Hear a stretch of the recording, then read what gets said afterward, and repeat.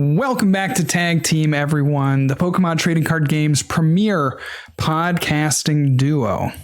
Well, normally we're a duo, but tonight it's just going to be me, JW, talking to you over the interwebs for, the next 30 to 40 minutes.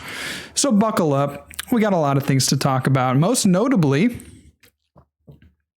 my day today. Thank you so much for asking. It was a beautiful day. We had a friend over for a little dinner. Had some nice pasta, which we baked in the oven. Got a little bit of bread that we bought for $1.19 at the local Kroger grocery store. That one didn't quite turn out so hot. I put that in the oven as well with some butter and some garlic salt. I ended up burning that worse than, I don't know, me on a 8th grade camping trip. I did not do well with the sun when I was a young one. Now I get a nice coloration on my face, and my back doesn't peel if I take my shirt off. Anyway, maybe TMI. But it was nice. We just bought a new table for the dining room. And we're trying it out. Big wood table, can seat 12 people. It's the perfect cube table. Can fit 5 matches easily all the way down. It's what you want. And it's kind of what you need as a TCG content creator. Now I know what you're thinking. A tabletop on the stream sometime soon? Possibly. I did just move a table into my office. I'm looking at it right now. It was our old dining room table, but we got this just massive dining room. We needed a bigger table, so I moved that table up here. I think there's going to be room. I just need to find another chair to put on the other side. Going to need to get an overhead camera. There's some possibility of tabletop. Heading over to the Flex Daddy Righteous channel. That'll be super fun. Don't get your hopes up, because I always do projects. You know me, I'm just a project guy. I'm a project accumulator. I got 10 boards of wood down in my basement. That's supposed to be a backsplash for our bedroom. You know, we got caulk down there. That's supposed to go in the bathroom. I'm just a collector of projects, and that is one that is on the horizon. I'll need to talk to Andrew probably about some lighting and overhead stuff. Obviously get the camera dropping down and do all that. But anyway, we got some stuff to talk about. 3 tiers to today's podcast. We got the TCG standard format, a little bit of a dead format, granted. But we should still talk about it. We're getting close to the end of the season, guys. This will be the end of our 4th season casting here on the Tag Team Pokemon podcast, which is crazy. The longest running Pokemon TCG podcast. We're very excited. Thank you guys all so much for the recent support. It's been noticed. It has been noticed. So we're going to talk about the standard format here. We're going to do our card of the day. And then we're going to talk a little bit about the Gym Leader Challenge format and post-rotation tournaments that are coming up with full grip games. So getting it started off, let's just take a meander through what's going on right now in the standard format. There seem to be 4 decks that are rising to the top, the cream of the crop, as it were. You go to any major tournament. I consider a major tournament these days to be any tournament with over 100 people. We've seen a little bit of a decline in participation with these tournaments. I don't know what's to blame for that. Maybe, again, kind of dead format. Maybe people are going more to their local leagues and in-person tournaments and events. And there's just not enough time for these online tournaments. Whatever the case may be, numbers are dipping. So whereas the Sunday Open might have in the past got, 200, 250 people. Now it's a little bit pared back. Same with the chilled TCG tournaments. Same with, the Hegster tournaments. They're all kind of dipping a little bit, but man, I hope they continue into the next format. That'd be great to have kind of this dual online, in-person all that kind of stuff would be great to have. But anyway, looking at the Sunday Open finishes, looking at the Chills TCG finishes, there are 4 decks that really rise to the top. And those 4 decks are ADP Birds, Eternatus, Ice Rider, and Shadow Rider. Now, the Ice Rider and Shadow Rider, I mean, that seems certainly self-explanatory with Shadow Rider. You got just one of the most busted cards ever printed. You know, we keep saying it on the channel, but if I were to go to a tournament tomorrow, I would hands down play Shadow Rider and not even like think twice about it. The format is littered with dark decks, and I wouldn't even think twice. You got things you can do. You know, Marnie is a great card. You can draw out a Marnie better than any other deck. Unlimited damage potential with the Shadow Rider. Energy acceleration. You got Path to the Peak that you should be playing in high numbers. So there's a lot of ways you can kind of cheese your way through any format, through any matchup. And I like it a lot. You can play Cake. All right. The Alchemy, getting those one shots on the Eternatus, you know, your Galarian bird. That Moltres, big deal.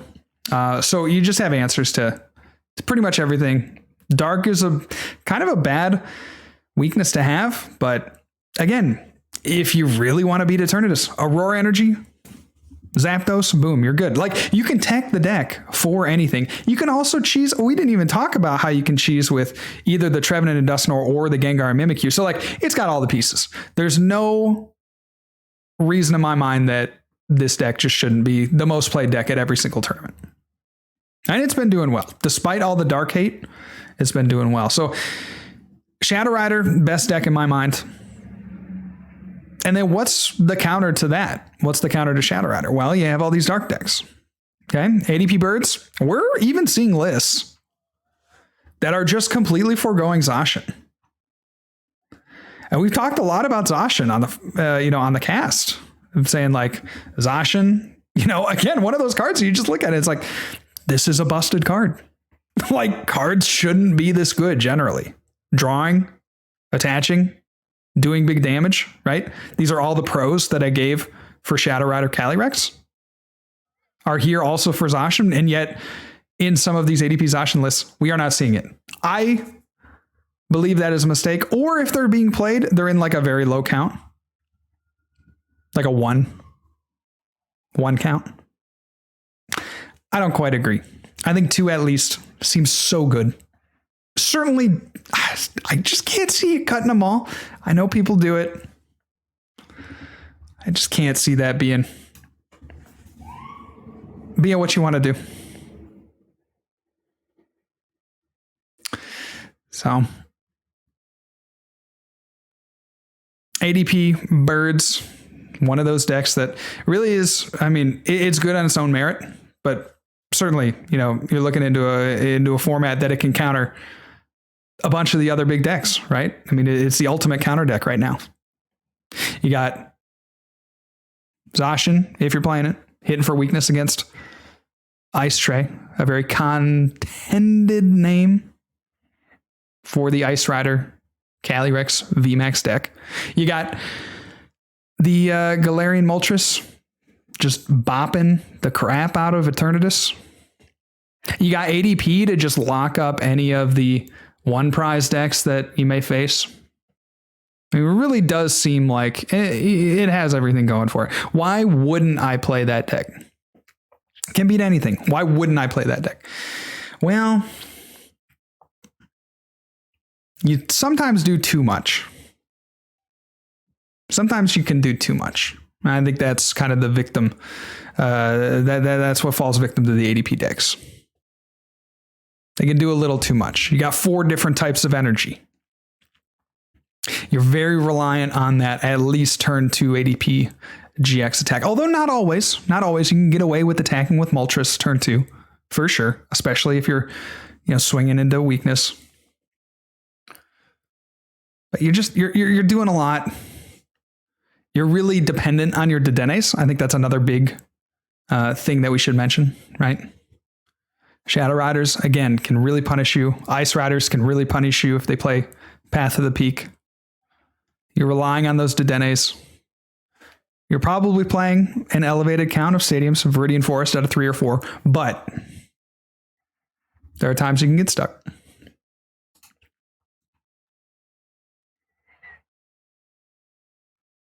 The other main dark deck, of course, is Eternatus. I mean, if you want to just shut your brain off, play Eternatus.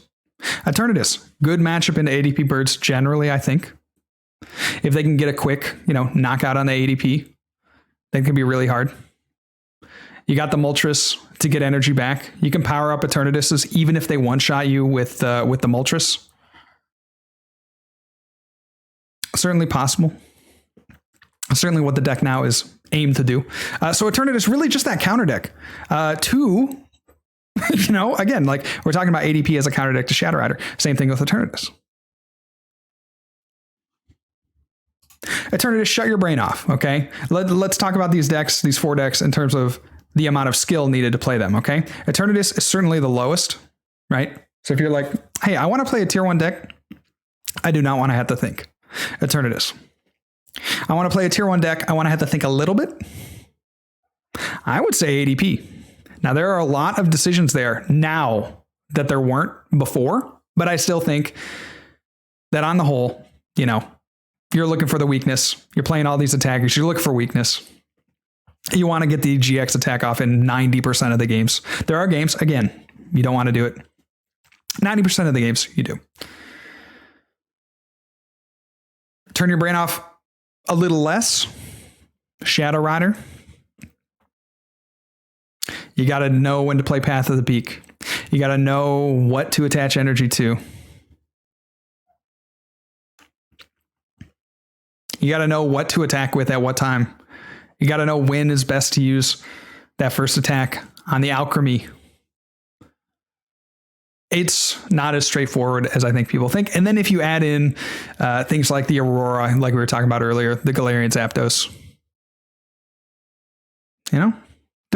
there's choices you got to make here. Cresselia, add that to the mix.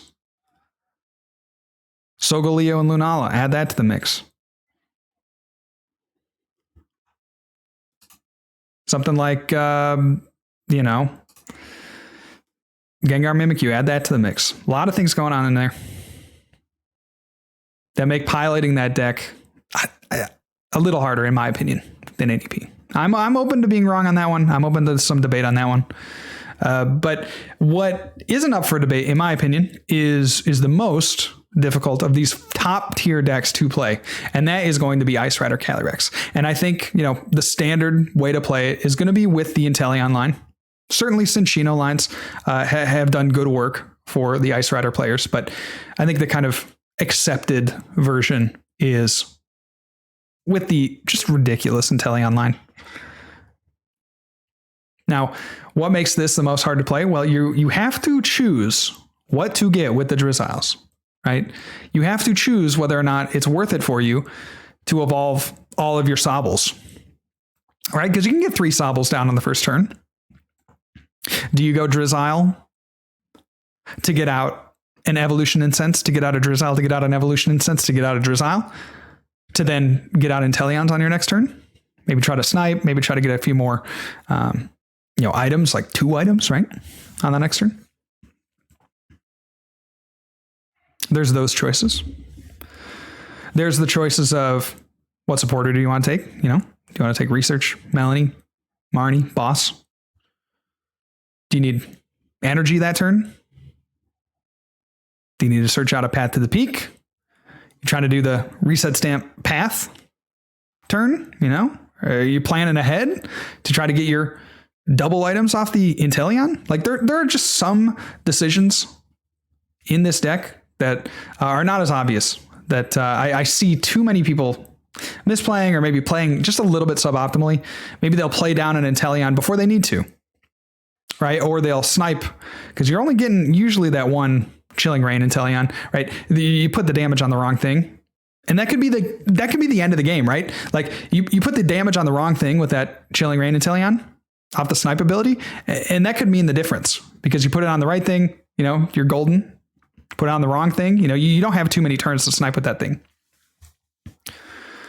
And then I see players doing weird things with energies, like not getting enough energy in play early enough, not melaning when they should. There's just some decisions there. Now, would I play and would I suggest Ice Rider Calyrex VMAX? I would. Talked about it on the cast here. I've talked about it on the stream before. How I originally didn't like the deck. I thought it was a little bit, I don't know, one trick pony, if you will. Pardon the pun. But now I'm seeing, I'm kind of seeing the light. I'm seeing the light of just what it can do. It punishes your opponent for putting down Pokemon. There's a lot of skill to grabbing out what you need when you need it.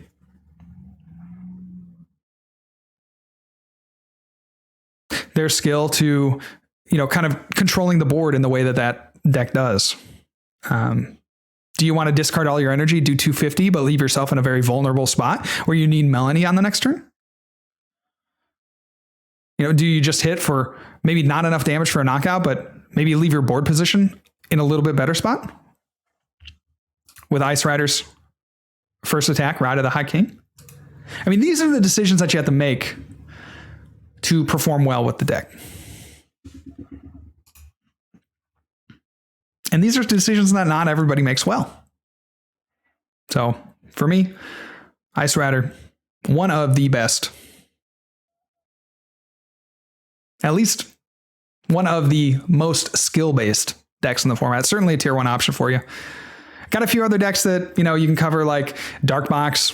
I guess the Mewtwo decks just generally, we can kind of lump them together, right? Dark Box, Welder Mewtwo, Grass Mewtwo has been getting a little bit of play recently. Things like this. Decent decks, fine decks, tier 2 for sure. It's just kind of funny how the tag teams have really just been pushed out here by the new format.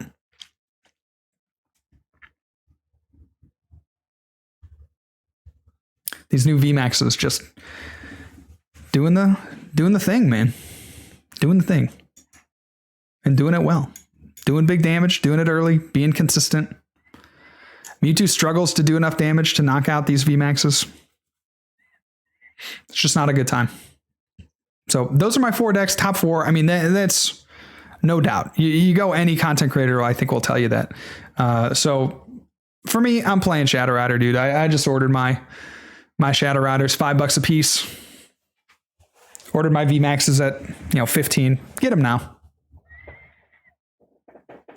Get them now.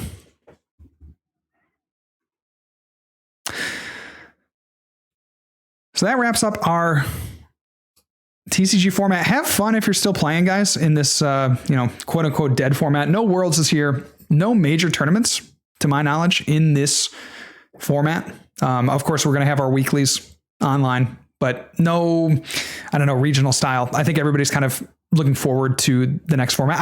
I think this format should get more credit than it has gotten. I feel like people have been, again, like looking ahead a little bit too quickly, but that's okay. That's okay. Format, good little filler format until we get Evolving Skies. That obviously brings with it a whole host of new ideas, new decks, and we'll be sure to cover those here on the channel. So, card of the day today. This is a card that I feel like we all have these cards that kind of stick out in our minds as being cards that have this nostalgic factor to them. They weren't particularly good, but I feel like I had a ton of these particular card for, I don't know what reason. Maybe they came in a theme deck and I accidentally bought 2 as a kid, or maybe I just ripped a bunch of packs and they happen to be the common that it came with. But my card of the day for today is a card. It actually features 2 Pokemon. Original tag team? Maybe. My card of the day is Chansey from Expedition. Now, Chansey from Expedition is kind of a story-based card. Chansey is inside of a chest that has like a little, Switzerland flag symbol. I mean, like a medic symbol. Okay. Chansey is holding an egg, appearing to be gifting their egg to an Apom. Now, the thing about Apom is that Apom's crying, okay, on the ground, just sobbing, and has some kind of patch, some kind of stitching over its eye. I don't know. There's a whole backstory here that I don't know. Maybe the Apom got bonked on the head. Maybe the Apom lost an eyeball. Maybe the Apom, got hit by a truck. I couldn't tell you. But what we do know is that Chansey does appear to be offering help to this Apom. For some reason, this one sticks out to me. Maybe it's the art style, just a very simplistic art style. Something weird's happening. I think I just never understood it as a child. Apom was kind of a cool Pokemon. You had Chansey from base set. It was kind of cool. Just in this new format altogether. It really tells a story. It's card of the day. Chansey from Expedition, number 72. So I wanted to talk.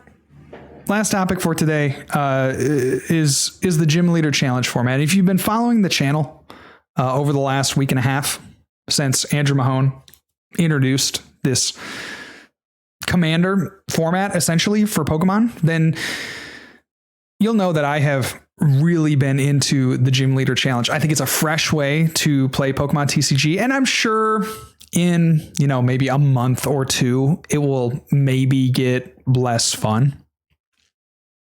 Right? It'll maybe be less of, well, certainly it'll lose that kind of that luster, right? It'll lose the shininess of the format.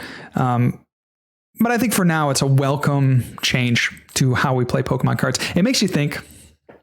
So for those of you guys that don't know what I'm talking about, and that's maybe a sizable amount of people, or, they might have just shut the cast off by now. I'm going to try to make the Gym Leader Challenge format as interesting as possible, like as interesting as I can make it, because I find it very exciting. And I could see how somebody would think, this format is just kind of a throwaway. It doesn't really mean anything. There's no point to it. And that's fair. I've had a few people on the stream that have been like, this format, you do you, JW, but is boring as heck.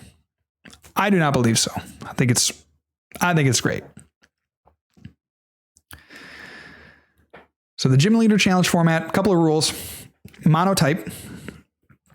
So let's say you're playing water. You can only play water Pokemon. Only one of each card. So that extends into the Pokemon. So you can only have one Blastoise, for instance. There are multiple copies of Blastoise. You can only play one copy of Blastoise. So there are all the lines, all the evolutions are singleton. One Squirtle, one Wartortle, one Blastoise. One Charmander, one Charizard, one Charmeleon. One of the items. One N, one Research. One Evo Incense. One of the Special Energy. One Splash. One Call. Well, I guess Call isn't legal. One Capture. But and then final rule is no rule box. Well, I guess not final rule. Second to last rule. No rule box Pokemon. So no Prism Stars, no Ace Specs, no Breaks, no EX, no GX, no VMAX. Anything with additional prizes.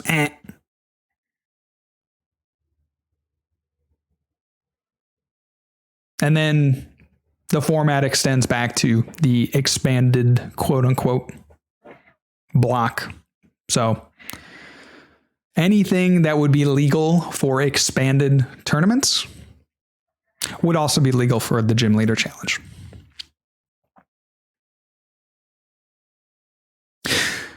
I love this.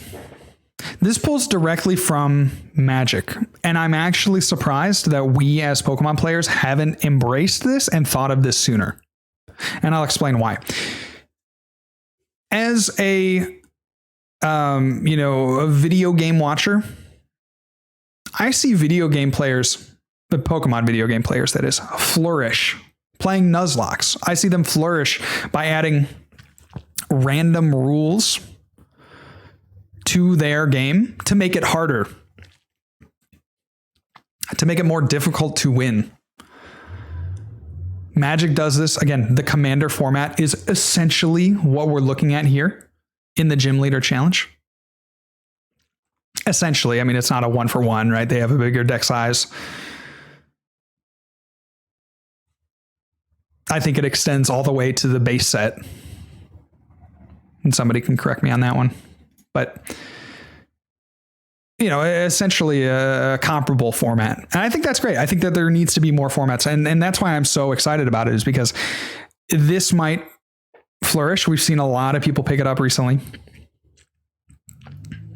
And it might flourish, it might do well, and it might encourage Pokemon or just other players to be creative, come up with new things, come up with new ways to play the game. And that's always good. That's always going to be a good, because the more, representation for playing the game that we have, the better, right? We kind of ragged on it on Tag Team when Pokemon came out with that weird online like mega Pokemon battle. I don't know if you guys remember this, but the premise was you could play with your friends against like 4 people against one boss Pokemon online, and like raid battles. It was kind of weird, kind of didn't really work all that well, but it was a step in the right direction, I think, to just try to get people thinking in a new way. Again, like the more representation we have for that, the better. Same goes for like literal representation of like, minorities in the game, or like, underrepresented people groups, right? Like the more representation that you have, the better it is going to be, because it allows more people to get involved. So the more new ways that we have to play the game, the more people will get involved. And that's a good thing. That helps the game grow. If somebody comes in and says, hey, I want to get into the Gym Leader Challenge because that's a format that I feel like I can actually compete. That's a format that I think I don't have to buy in real big to, right? It's not a very expensive format, guys. You can get it for like $50, like a good deck. They're all good decks, frankly. They're all good decks. $50 or less. All right. If somebody comes into the Gym Leader Challenge format and they're like, I love this, I'm hooked. Boom. Standard format, expanded format, regionals, worlds, boom, they're hooked. I think that's a great thing. So there is a tournament coming up for the Gym Leader Challenge. There are some that I believe are being run on Limitless, so be on the lookout for those. But there is a Full Grip online series, a Full Grip sponsored tournament coming up in person. We're hoping that things are okay.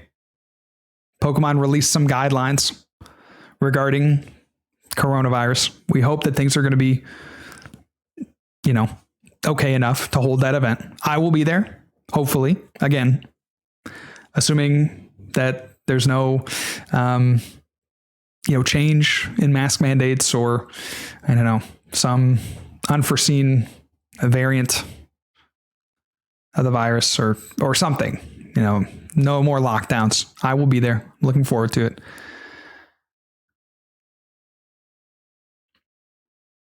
But there is going to be a lot of money on the line for this. I think people are looking forward to that as kind of a breakout for this format. Now, there are a number of decks that I've been playing recently. I think in terms of a tier list, I made a quick and dirty tier list. Now, again, the format's only, 2 weeks old, if that. But my tier list is as follows. I think the top tier for the Gym Leader Challenge format is Grass, and Dark. I think those two occupy, for me, the best decks of the format. And I can talk a little bit more about why in just a second, but tier list, Grass and Dark, I think, are just a step above. And we're talking about like degrees of separation. Like, I'm not saying that nothing can ever beat Dark and Grass. That is absolutely not what I'm saying. But what I am saying is that those decks have some inherent strengths that not a lot of the other decks have. And I'll get to those strengths in just a second. A tier, Water, Fire, very standard. I think Water is so close to being S tier. Fire, very close as well. Good decks in their own right. B tier, Fighting, Dragon, Colorless, Steel. Again, we're talking a gradient. We're talking a bell curve. So most of the decks are going to have to fall in the B tier. They're all playable. They're all good. They could all win.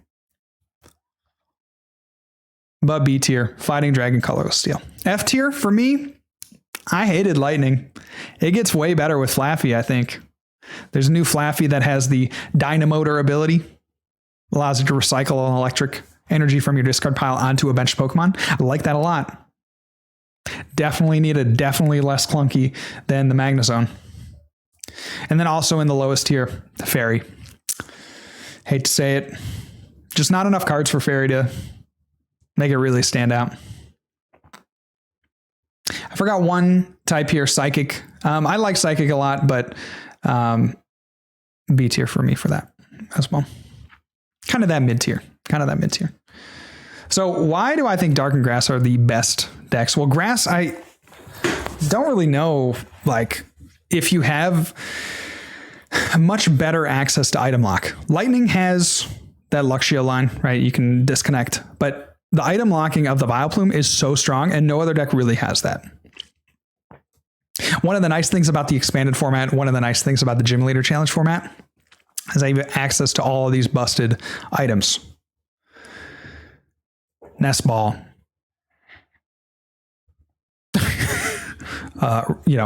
Ultra Ball, Evo Incense. Well, I guess that's a standard format card too, but VS Seeker, you got, the list goes on and on as I struggle.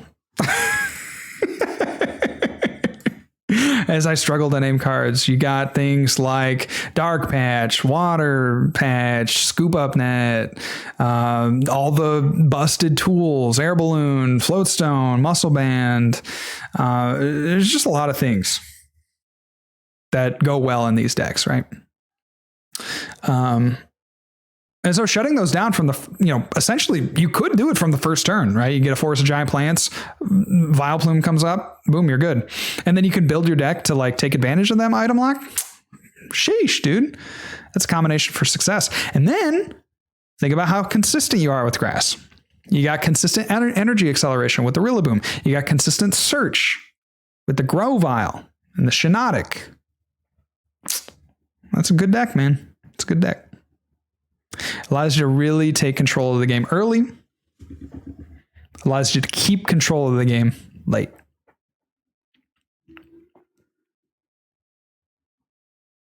Somebody in chat says Cherim. Yeah.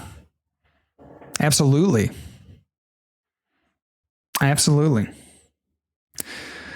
Now for Dark, the other deck I want to cover here. Don't want to go over everything, but again, just what I see from my perspective as being the kind of premier decks. I look at Dark as one of those decks that just has a lot of one energy attackers, which is great. So underrated, I think, in this format is to have those one energy attackers. Because you look at a lot of the other decks, they need, 2, 3 to really get those big beefy attackers going. Dark has that potential, right? You got Darkrai here with the Darkness Guard, Vortex of Darkness, 3 energy, 60. It's unlimited, 60 damage plus 20 for each dark energy attached to this Pokemon. So it can scale if you need it to. But you got Hoopa. You got Wheezing, Galarian Wheezing. Very strong card. You got Spiritomb. actually just potentially, in my opinion, one of the most busted cards. Can be countered. Sure, can be countered. Of course. But being able to do 160, potentially more for 1 energy. Are you kidding me? And then the final 1 prize, or 1 energy attacker, Malamar, my favorite. Okay, so Malamar from Unbroken Bonds has a Hypnotic Rain attack for 1 dark energy. Your opponent reveals their hand. You may discard a Pokemon you find there and use one of that Pokemon's non-GX attacks as this attack. This is quite strong. Why? Well, not only can you possibly do heavy damage for essentially free, right? You just got to pay the attack cost of the Hypnotic Rain. But not only can you do massive damage, you also discard a card from their hand, assuming they have a Pokemon. But that can be so crucial. If they have a late stage evolution, it's really hard to cycle through those. It's really hard to get those back multiple times. Sure, they might be able to bring it back with like a rescue stretcher. But if you're able to discard an attacker, if you're able to discard one of their main support Pokemon, it's very unlikely that they're going to get that back. And then if they do, again, you have an opportunity to knock that out. It's very, very hard to get it back a 3rd time. Of course, you can play around that, right? Hypnotic Rain looks at their hand, so your opponent could like Ultra Ball their Pokemon away. But again, you're putting that pressure. Just the threat of Malamar is very strong. Is very strong. I like it a lot. It can whiff sometimes for sure, but it can also be one of the best cards in your deck. Other attackers that you have for Dark, you got Zoroark, both foul play. Strong. You got the stand-in Zoroark as well. Also a very strong attack that does damage based on your opponent's benched Pokemon. And then you got a bunch of disruption. So things like the Alolan Muck. Great disruption. Sharpedo, another nice attacker for you. Greedy Evolution allows you to look at the top 6 cards of your deck and attach any dark energy you find there to it. Nice ability, nice attack that scales. And then you could play, Crobat, right, for some extra draw. Golbat allows you to draw a couple cards, attacks for 2. Crobat, same thing, attacks for 2. That's good stuff. And then you get an additional Muscle Band. Muscle Band, one of the best cards in the GLC format. You get Dark Claw, which is the same for a Dark deck. So I think Dark is extremely underrated. You do big damage. You got some disruption. You got, Dark Patch. That's energy acceleration. You got, a couple of stadiums that are pretty good. Ultra the Moon allows you to retreat. Dark City allows you to retreat. Devoured Field allows you to do more damage. You got some dark specific supporters. So you got Nanu, you got Piers, both good, both very good. So I like the dark deck. I like the dark deck right now. I think it's very strong. So we won't go over all of them. Those are just the 2 that I think kind of separate themselves in my eyes. And again, I'm open to being wrong on that one, but those are the 2 in my eyes that separate themselves. We had a question on Twitter. If you guys aren't following us on Twitter, at Tag Team Pokemon, David Condry asks, are you doing a Q&A episode soon? And I think we will, probably for the season finale. If so, I've got one. If not, no worries. He says, I'm new to the PTCG and noticed the topic of stall play coming up lately. He asks, should I avoid tourneys? Because my cautious approach, aka slow math, will be flagged as stalling. Thanks. Well, David, to answer that question, I think there's a difference between slow math and stalling. And I think it can be proven. Okay. Not necessarily proven, but it can be it can be inferred, shall we say. Because I'm a slow math player myself.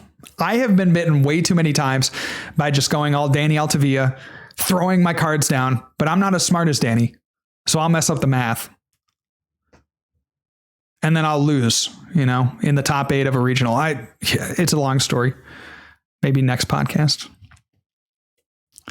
Because I didn't count. I didn't think of what I needed to do. And it bit me. And I have been bit too many times that I am all about, hey, one extra check. I think I know what I'm doing. Just let me make sure that there are no other effects on the Pokemon, no other stadiums that I need to be aware of, no other benched Pokemon that reduce damage or add damage or take away weakness or don't allow me to attack or any number of effects that could occur in the Pokemon trading card game. But I think stalling really shows itself when you have a player that has obvious moves. Like we're talking,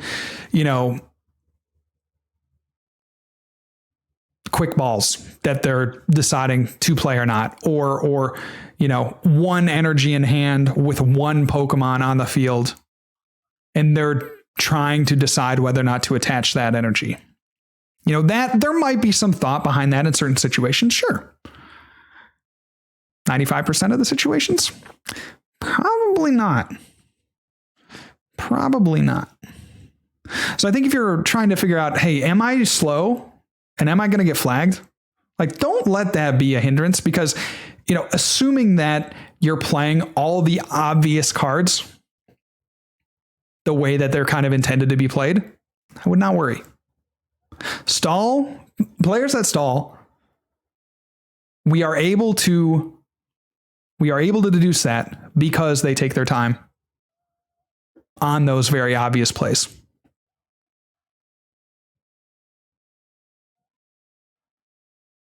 So, we have a timer in Pokemon. Obviously, you want to work towards being a little bit faster, right? If you feel like you're a slow player, you want to work on those, things that I tell the people that I coach. You want to work on increasing the understanding of the game state. You want to work on increasing all of the, knowledge of all the things that you can do in a turn. And I would recommend, as I tell my clients, right, just draw a test hand, map out every single thing you could do as quick as you can. That for me helped me understand, like, here's everything I could do. Helped me take less time in the game trying to figure out what I could do. Helped me shave a few seconds off my turns. So, David, great question. If you guys have questions, feel free. We love it. Either DM us on Twitter, send us a message at Tag Team Pokemon. I can be found at Real John Walter. If you're listening to this cast, I have a new video up on YouTube today. YouTube.com/FlexDaddyRighteous. Talking about the future of the channel. A few goals. Nice little surprise at the end. So if you like my content, hop on over there. Check it out. But that's going to do it for us today. Hope you had fantastic time listening. Thank you so much for joining us tonight. It was great to walk through standard format. It was great to walk through the Gym Leader Challenge format. Again, I will be in Akron at the end of next month. Hope to see you all there. For now, I'm JW on behalf of Riley Hulbert and Tag Team Pokemon, signing off. Have a great rest of your day.